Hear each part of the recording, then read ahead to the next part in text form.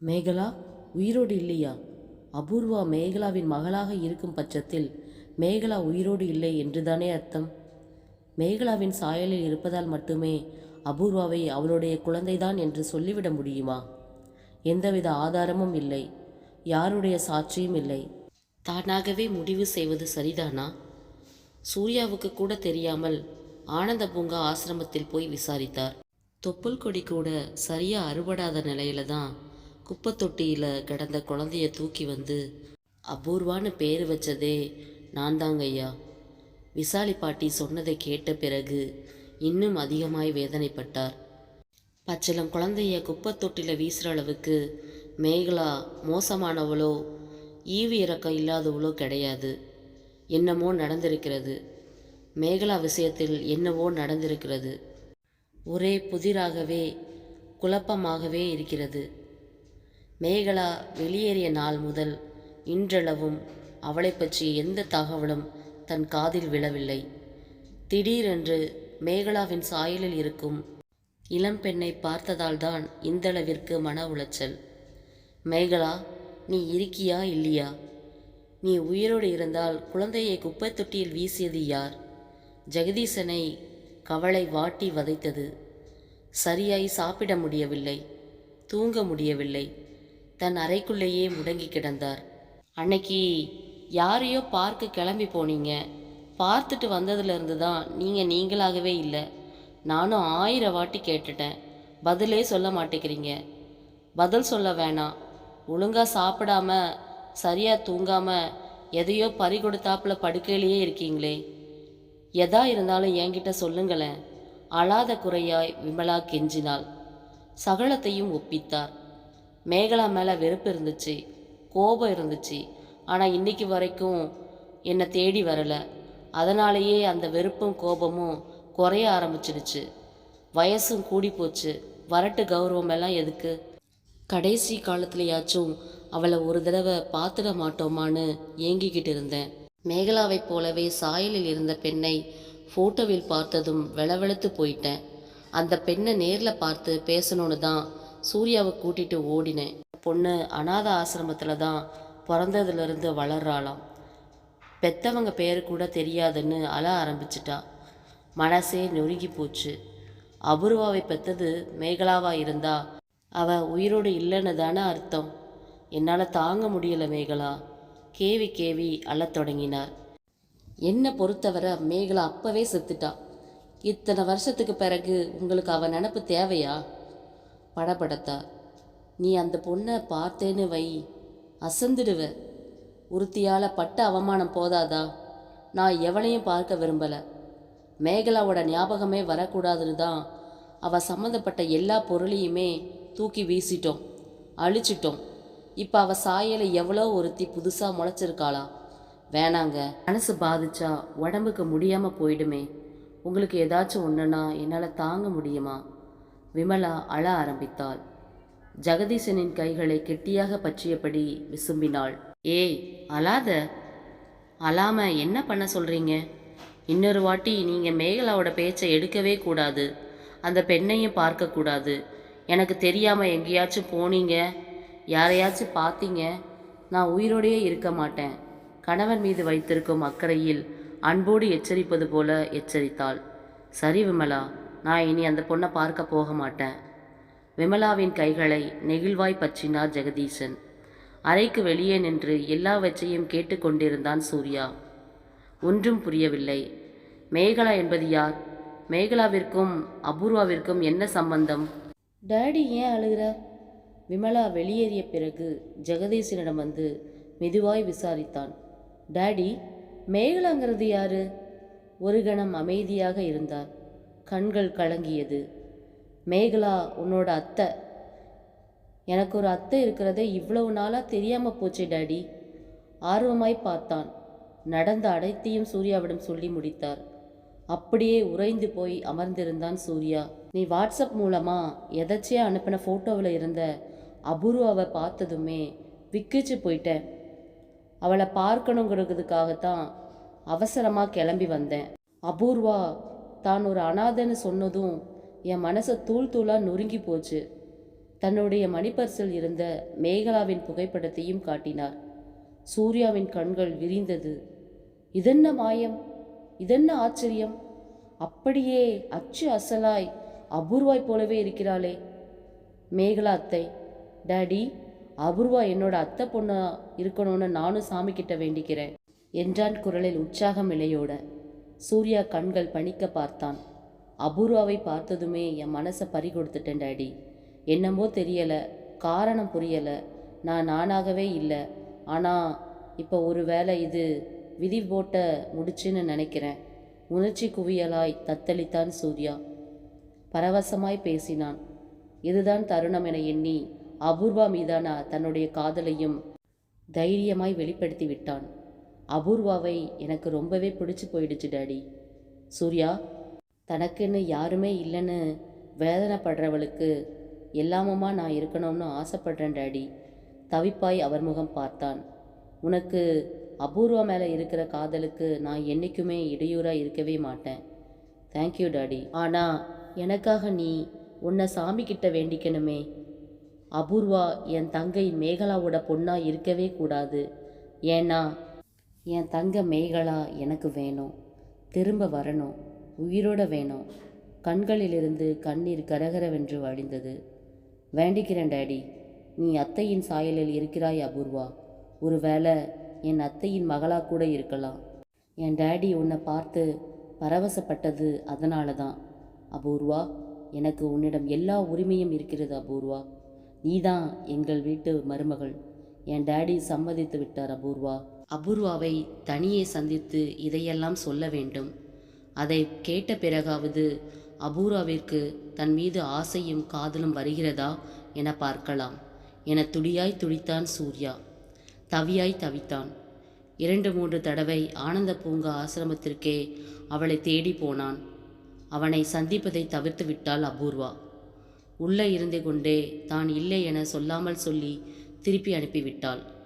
கல்லூரி வளாகத்திற்கே போய் காத்திருந்தான். ஆனால் அபூர்வாவை பார்க்கவே முடியவில்லை, பேசவும் முடியவில்லை. சூர்யா, எக்ஸாம் நெருங்கிடுச்சு. தினமும் நீங்கள் அவளை தேடி வர்றத அபூர்வா தொந்தரவாக நினைக்கிறா. ப்ளீஸ், காலேஜ் ஆசிரமம்னு அபூர்வாவை தேடி வர்றத நிறுத்திக்காங்க. முடிய போகிற நேரத்தில் படிப்பை பாழாக்கிடாதீங்க. எதா இருந்தாலும் எக்ஸாம் எல்லாம் முடிஞ்ச பிறகு பார்த்துக்கலாம், பேசிக்கலாம். அபூர்வா எங்கேயும் ஓடிட மாட்டா. அபூர்வாவின் தோழிகள் சுவாதியும் ரோகிணியும் தான் சூர்யாவிடம் வந்து பேசினார்கள். என்கிட்ட என்ன குறை? அபூர்வாவிற்கு எதனால் என்ன பிடிக்கலை? ஏன் விலகி போகிறாங்க? படப்படப்பாய் கேட்டான். சார், அபூர்வா வித்தியாசமான பொண்ணு. நாங்கள்லாம் கேம்பஸ் இன்டர்வியூவில் கலந்துக்கிட்டோம். ஆனால் திறமைசாலியான அவ கலந்துக்கவே இல்லை. செலக்ட் ஆனால் வேலையில் சேர்ந்து கை நிறைய சம்பாதிக்கலாம்னு கேட்டதுக்கு அபூர்வா என்ன சொன்னா தெரியுமா? பணம், பகட்டான வாழ்க்கை இதெல்லாம் எனக்கு பிடிக்கலை. கை நிறைய சம்பாதிக்கணும், சந்தோஷமாக வாழணுங்கிற ஆசைகளெல்லாம் எனக்கு கிடையவே கிடையாதுன்னு சொன்னான். உங்களை விரும்பாமல் போனதுக்கும் உங்களை பார்த்து அவள் விலகி போகிறதுக்கும் உங்களோட பணமும் அந்தஸ்தும் கூட காரணமாக இருக்கலாம்னு நினைக்கிறேன் சார் என்றாள் ரோகிணி. அபூர்வாவுக்காக எல்லாத்தையும் உதறி எறிய நான் தயாராக இருக்கேன். இதை எக்ஸாம் எல்லாம் முடிஞ்சதும் அபூர்வாக்கிட்ட சொல்லுங்கம்மா. தோழிகள் போய்விட்டார்கள். தேர்வுகள் முடியும் வரை காத்திருப்போம். எங்கே போய்விடப் போகிறாள்? தன்னைத்தானே சமாதானப்படுத்தி கொண்டான் சூர்யா. தேர்வுகள் எல்லாம் முடிந்திருந்தது. தேர்வுகளை அபூர்வா நன்றாக எழுதியிருந்தாள். அபூர்வாவின் கல்லூரி தோழிகள் அனைவரும் தேர்வுகள் முடிந்த மறுநாளே தனி பேருந்தில் கொடைக்கானலுக்கு 3 நாள் பயணமாக இன்ப சுற்றுலா கிளம்பினார்கள். சுவாதியும் ரோகிணியும் எவ்வளவோ கெஞ்சியும் அபூர்வா மறுத்துவிட்டாள். நான் எங்கேயும் வரலடி, ஆளை விடுங்க. அபூர்வா, நாம் அத்தனை பேரும் திரும்பவும் பார்த்துக்கலாம், பேசிக்கலாம். ஆனால் ஒன்றா ஒரு இடத்துக்கு சேர்ந்து போய் என்ஜாய் பண்ணுறதுங்கிறது கல்லூரி காலத்தில் மட்டும்தான் முடியும். இந்த நாள் திரும்ப வரவே வராது. ப்ளீஸ் டி. நான் தான் வரலன்னு சொல்லிட்டேனே, ஏண்டி தொல்லை பண்ணுறீங்க? சிடுசிடுத்தாள். நீ வராமல் நாங்கள் கொடைக்கானலுக்கு போக போகிறதில்ல. ரோகிணியும் சுவாதியும் ஆனந்த பூங்கா ஆசிரமத்திற்கே வந்து விட்டனர். பாட்டி, அபூர்வாவை எங்களோட கொடைக்கானலுக்கு அனுப்பி வைங்க, விசாலி பாட்டியிடம் முறையிட்டனர். பிறந்ததுலேருந்தே இந்த ஆசிரமத்தை விட்டு நீ எங்கேயுமே போனதில்லை. காடு, மலை, அருவி இதெல்லாம் தான் உனக்கு பிடிக்குமே. அவங்கெல்லாம் இவ்வளவு கெஞ்சுறாங்க, பிகு பண்ணுற. சந்தோஷமாக போயிட்டு வா அபூர்வா என்றாள் விசாலி பாட்டி. வேணாம் பாட்டி, செலவுக்கு பணம் வேணும்னு யோசிக்கிறியா? பணத்தை பற்றி கவலைப்படாத அபூர்வா. மற்ற பொண்ணுங்க மாதிரி நீயும் சந்தோஷமாக இருக்கணும். கொடைக்கானல் போயே தீரணும். 3 நாள் தானே, லட்சம் ரூபாயை செலவாக போகுது. பாட்டியே சொல்கிறேன், கெஞ்சுறேன், போயிட்டு வா அபூர்வா. செலவிற்கு தேவையான பணத்தையும் அபூர்வாவின் கையில் திணித்தாள் விசாலி பாட்டி.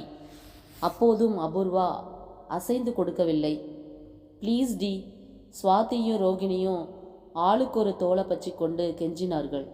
நீ வரலனா நாங்கள் கொடைக்கானல் டூரை கேன்சல் பண்ணிடுவோம் என்றார்கள். முடிவாய் அதன் பிறகுதான் நான் வர்றேன் அரைமனதோடு தலையை ஆட்டினாள் அபூர்வா. கொடைக்கானல். பாட்டு, ஆட்டம், கிண்டல், கேலி என பேருந்தே அதிர்ந்தது. 40க்கும் மேற்பட்ட மாணவிகள் தனி பேருந்தில் கொடைக்கானலில் வந்து இறங்கியிருந்தனர். ராஜகணபதி எஸ்டேட்டுக்கு பக்கமா ஒரு சரிவில் இருந்த பங்களாவை 3 நாட்களுக்கு வாடகைக்கு பிடித்திருந்தனர். சமைத்து சாப்பிடுவதற்கு தேவையான பொருட்களையும் கல்லூரி விடுதியில் சமைக்கும் பெண்களையும் அழைத்து வந்திருந்தார்கள். படிப்பு முடிந்துவிட்டது. தேர்வுகள் எழுதியாயிற்று. இனி தேர்வு முடிவிற்கு பின்னால் சான்றிதழ்களை வாங்கி போக வேண்டியதுதான். அதற்கு பிறகு ஆளுக்கு ஒரு திசையில் பறந்து விடுவார்கள்.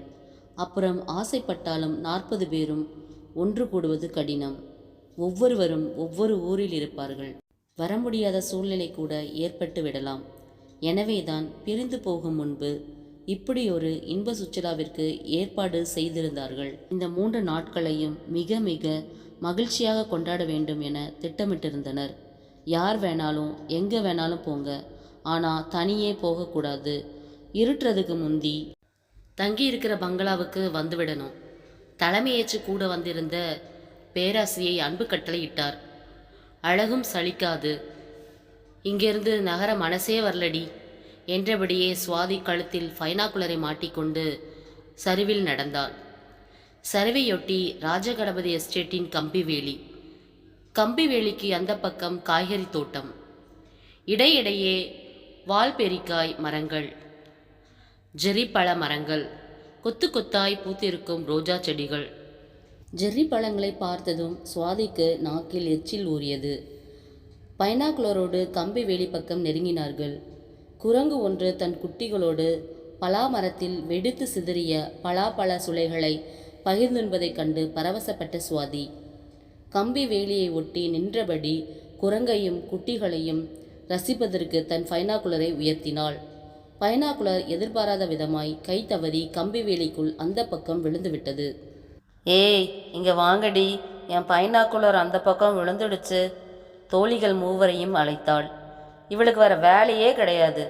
முணுமுணுத்தபடியே ஆனந்தி கம்பி வேலிக்கு அந்த பக்கம் கிடந்த பைனாக்குலரை எடுக்க பார்த்தாள். முடியவில்லை. நெருக்கமான முள்வெளி என்பதால் கையை உள்ளே நுழைக்கவே முடியவில்லை. உயரமான வேலி, ஏறியும் குதிக்க முடியாது. எஸ்டேட்டின் முகப்பு வாசல் பகுதி வழியாக உள்ளே போய் எடுத்து வந்தால்தான் உண்டு. இப்போ என்னடி பண்ணுறது? புருவத்தை உயர்த்தினாள் ரோகிணி. அதோ அந்த பங்களாவில் இருக்கிறவங்க கிட்ட பர்மிஷன் கேளுங்கடி. நான் உள்ளே போய் எடுத்துக்கிட்டு வந்துடுறேன் என்றாள் அபூர்வா. 4 பேரும் கம்பி வேலியை ஒட்டி நடந்தார்கள். அவர்களை முட்டி மோதி கீழே தள்ளாத குறையாய் சுற்றுலா பயணிகளின் கூட்டம் வேறு. குறிஞ்சி பூக்களை ரசித்து கொண்டிருந்தது. எஸ்டேட் கம்பிவேலி ஓரமாக நடந்து பங்களாவின் முன்பக்கம் வந்திருந்தார்கள். முதுகை காட்டியபடி புல்வெளியில் பிரம்பு நாற்காலியில் அமர்ந்திருந்தாள் மேகலா. மேடம், சுவாதிதான் கூப்பிட்டாள். மேகலாவின் காதில் விழவில்லை. உங்களைத்தான் மேடம், மறுபடியும் கூப்பிட்டாள். மேகலா நிமிர்ந்தாள். அப்போது அபூர்வா அந்த பக்கம் திரும்பி சுற்றுலா பயணிகளின் குதூகலத்தை ரசித்து கொண்டிருந்தாள். என்னோட பைனாக்குலர் உங்கள் தோட்டத்தில் விழுந்துடுச்சு, அதை எடுத்துக்கலாமா? உங்களோட பர்மிஷன் வேணும், போய் எடுத்துக்கோங்க சொல்லிவிட்டு பழையபடி முதுகை காட்டியபடி அந்த பக்கம் திரும்பி அமர்ந்தாள் மேகலா. பர்மிஷன் தந்துட்டாங்க, ப்ளீஸ் டி, நீ போய் எடுத்துக்கிட்டு வாடி. அப்படியே கை நிறைய ஜெர்ரி பழங்களையும் பறிச்சிட்டு வாடி. அபூர்வாவின் முதுகில் கையை வைத்து தள்ளினாள் ஆனந்தி. கிரீன் பள்ளத்தாக்குக்கு கூட்டிகிட்டு போக கால் டாக்ஸிக்கு புக் பண்ணியிருக்கோம். இந்த இடத்துக்கு தான் வர சொல்லியிருக்கோம். கால் டாக்ஸிக்காரை வந்து தேடிட்டு இருக்க போகிறான். சீக்கிரமாக எடுத்துக்கிட்டு வந்துடுடி, நாங்கள் அங்கேயே போயிடுறோம். ஆனந்தியும் ரோகிணியும் அங்கிருந்து நகர்ந்தார்கள். சுவாதி மட்டும்தான் துணைக்கு நின்றாள். அபூர்வா ராஜகணபதி எஸ்டேட்டுக்குள் நுழைந்தாள். விறுவிறுவென்று தோட்டத்திற்குள் ஓடினாள். உட்புறமாய் கம்பி வேலியை ஒட்டி கீழே கிடந்த பைனாக்குலரை கையில் எடுத்துக்கொண்டு திரும்பி நடந்தாள். சீக்கிரம் டி, கால் டாக்ஸிக்காரன் வந்துட்டானாம், பரபரப்பாய் கத்தினாள் சுவாதி. பைனாக்குலரை எடுத்துக்கொண்டு ராஜகணபதி எஸ்டேட்டின் முகப்பு பகுதியின் வழியே வெளியேறும் முன்பு சட்டென நின்றாள் அபூர்வா. பங்களாவின் முன்னால் தனக்கு முதுகு காட்டி பிரம்பு நாற்காலியில் அமர்ந்திருந்த மேகலா பக்கம் திரும்பினாள். அம்மா, அவளையும் அறியாமல் அழைத்தாள். ஆள் மனதிற்குள் இருந்து எழுந்த குரல் அது. அம்மா, அம்மா, அம்மா. இந்த குரலை கேட்கத்தானே மேகலா ஏங்கிக் கொண்டிருக்கிறாள். தவம் இருக்கிறாள். தவியாய் தவிக்கிறாள். அவங்களை ஏண்டி கூப்பிடுற? சுவாதி படபடத்தாள். அம்மா என்ற குரலில் ஈர்க்கப்பட்ட மேகலா சட்டென திரும்பினாள். அபூர்வாவை பார்த்தாள். இருவருக்கும் இடையே இராதபடி இடைவெளி. திகைப்பார் பார்த்தாள். வைத்தக்கண் வாங்காமல் பார்த்தாள். ஒரு கணம் எதுவுமே புரியவில்லை. அப்படியே அச்சு அசலாய் என்னை போலவே இருக்கிறாளே இந்த பெண். சின்ன வயதில் நான் எப்படி இருந்தேனோ அதே போலவே தெரிகிறாளே. ரொம்ப நன்றிங்கம்மா. கைகளை குவித்து கும்பிட்டாள் அபூர்வா. வெள்ளை சேலை கட்டி கழுத்தில் முத்துமாலை அணிந்து நெற்றி நிறைய விபூதி பூசி தலையை சுற்றி மப்பளரை கட்டியிருந்தாள் மேகலா. வயதான தோற்றம் வேறு. மேகலாவை பார்த்ததுமே அபூர்வாவிற்கு ஏதோ ஒன்று உருளுவது போல உணர்ந்தாள். உன் பேர் என்னம்மா? பிரம்பு நாற்காலியை விட்டு விசுக்கென எழுந்தாள் மேகலா. அபூர்வா. மேகலா வாஞ்சியோடு அழைத்தாள். கிட்ட வாயேம்மா. எதற்காக அழைக்கிறாள்? போகலாமா வேண்டாமா? யோசனையும் குழப்பமுமாய் அபூர்வா திகைக்க கால் டாக்ஸி வந்துடுச்சாம். டிரைவர் ஏன் லேட் பண்ணுறீங்கன்னு திட்டுறாராம். நீ வரப்போறியா இல்லையா? சுவாதி வெடுக்கென அபூர்வாவின் கையை பற்றி இழுத்து கொண்டு அந்த இடத்தை விட்டு ஓடியிருந்தாள். அபூர்வா மட்டும் மேகலா பக்கம் திரும்பி திரும்பி பார்த்தபடியே தான் சுவாதியோடு ஓடினாள். அபூர்வா என்ற பெயர் மட்டும் மேகலாவின் காதில் நன்றாக விழுந்திருந்தது. புல்வெளியை கடந்து எஸ்டேட்டின் முகப்பு வாசல் பகுதி வரை வேகமாய் நடந்து வந்தாள். மூச்சு வாங்கியது. அபூர்வா, நெல்லுமா, நெல்லுமா. பலகீனமாய் ஒலித்தது மேகலாவின் குரல். அந்த முகத்தை திரும்பி பார்க்க மாட்டோமா? கண்கள் ஏங்கியது. யார் அவள்? என்னை போலவே இருக்கிறாளே. அம்மா என்றழைத்தாளே. அந்த குரலை திரும்பவும் ஒரு தடவை கேட்க மாட்டோமா? என்னை சிறு வயதில் கண்ணாடியில் பார்த்தது போல இருக்கிறாளே. அதற்குள் ஓடிவிட்டாளே. அவளை பார்த்தது முதல், அந்த குரலை கேட்டது முதல் உள்ளுக்குள் ஏதோ ஒரு மாற்றம் நிகழ்கிறதே. ஏன்? அபூர்வாவை தேடிக்கொண்டு சுற்றுலா பயணிகள் நின்றிருந்த இடம் வரை வந்துவிட்டாள் மேகலா. அபூர்வாவை கண்டுபிடிக்க முடியவில்லை.